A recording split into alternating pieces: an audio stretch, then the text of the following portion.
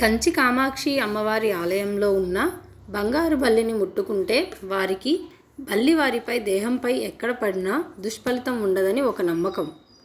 బల్లి శరీరం మీద పడినవారు కంచిలోని బంగారు బల్లిని ముట్టుకొని వచ్చిన వారి పాదాలకు నమస్కారం చేస్తే బల్లి పడిన దుష్ఫలితం ఉండదని మరో నమ్మకం ఉంది.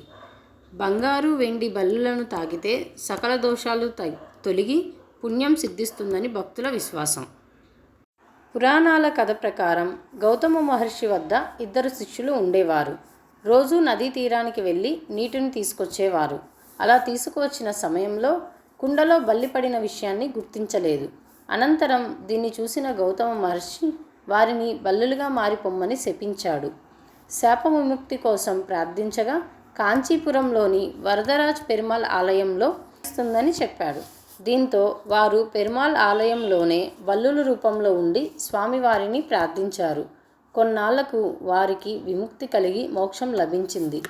ఈ సమయంలో సూర్యచంద్రులు సాక్ష్యంగా ఉండడంతో బంగారు వెండి రూపంలో శిష్యుల శరీరాలు బొమ్మలుగా ఉండి భక్తులకు దోష నివారణ చేయమని ఆదేశిస్తారు. బంగారం అంటే సూర్యుడు, వెండి అంటే చంద్రుడు అని కూడా అర్థం.